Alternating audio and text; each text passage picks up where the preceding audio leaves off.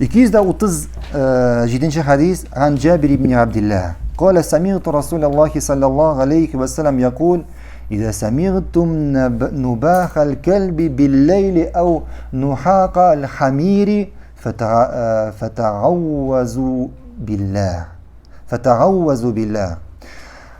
Jabir ibn Abdullah xabar eta, ul Peygamberimizning, ya'ni Allohning elchisining sallallohu alayhi va sallam shulay deb aytgan so'zlarini eshitdi.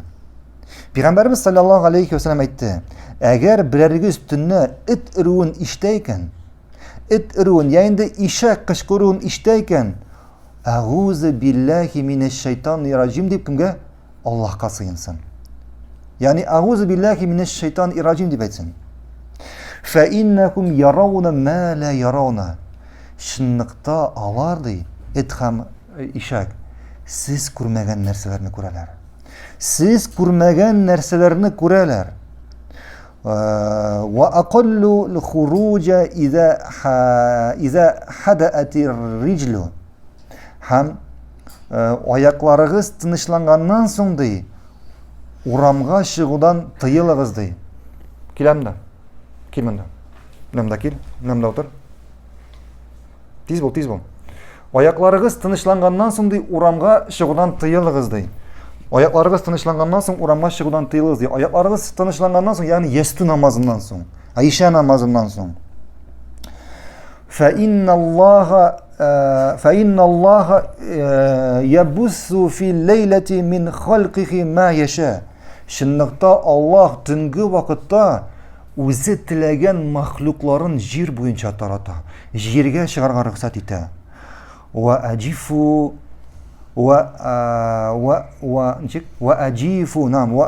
al-abwab. Ham eshiklaringizni yopig'iz, tun jetkach eshiklarni yopig'iz, eshiklarni beklagiz.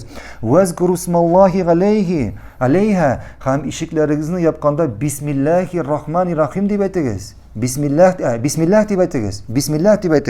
Fa inna ash-shaytona la yaftahu baba ujifa wa dhukira smallohi alayhi. Shunniqta shayton bismillah deb yopilgan eshikni ochirga qudrati yo'q. Bismillah deb yopilgan eshikni ocha olmay. Va ghattul jarar. Ham boshiqdan ishlangan kupshinlarni yopib qo'yig'iz. Va akfiul aniya. Ham sovut sabolarni aylantirib qo'yig'iz. Va awkul qiraba. Ham teridan ishlangan burjuk shekilli suv sovutlarini yopib qo'yig'iz.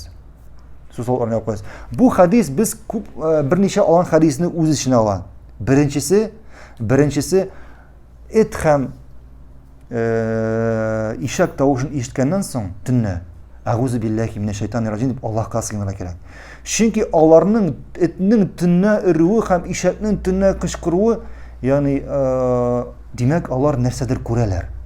Biz ko'rmagan aybirni ular narsadir ko'ralar. Chunki bu bizning dunyoda ular jinlar dunyosi bor, boshqa dunyo bor. Ham shulay Allohning elchisi aytdi, tun jetkach yastu namozidan so'ng uramga chiqirga tirishmag'iz dedi. Uramga chiqirga tirishmag'iz, chunki bu vaqtda tun jetu bilan Alloh o'zining nindir mahluqlarına taralarga ruxsat etadi yer bo'yicha. Üçüncüsü Peygamberimiz sallallahu aleyhi ve sellem aytdi, eshiklaringizni yopiz, ham eshiklaringizni yopganda bismillah deb aytingiz. Agar kishi bismillah deb aytib eshigini yoparkan, bu eshikdan shayton kira olmaydi. Bu eshikni ochishga shaytonning qudrati yetmaydi. Biz bilan boshqa hadisda oldik, agar kishi bismillah deb aytmasa eshigini yopsa, shayton narsa deb aytadi, boshqa shaytonlarni chaqirib aytadi, kelgiz deydi, bizga bugun tunni qo'nirga o'rin bo'ldi deb aytadi degan, shu eshikni ochib kirib, ular shu uyga tulib, shu uyda taralar. Ham shulay Peygamberimiz sallallohu alayhi ve sellem aytdi, sovut sabolarni qoplag'iz dedi. Sovut sabolarni qoplag'iz, ya'ni aylantirib qo'yig'iz. Ham shulay aylantirib qo'yig'iz. Chunki biz bilan boshqa hadisda oldik, tunni shunday soat bor. Tunni shunday vaqt bor.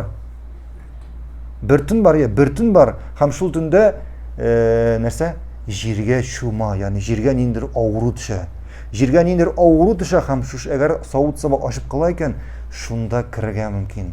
Шунда керергә мөмкин һәм шул савыт-сабаны эчкәннән соң, ягъни ашаганнан соң бу авыру шушы кешегә йөгәргә мөмкин. Кайякта мәсәлән кеше тик торганда авырый башлый. Кеше тик торганда ниндидер авыру белән авырый башлый. Бәлки ул шушы савыт-сабаны капламаган сәбәптер. Бәлки аның сәбәбе савыт-сабаны капламаган һәм башкасы. Баракаллаһу фикум. Дәвам итәбез.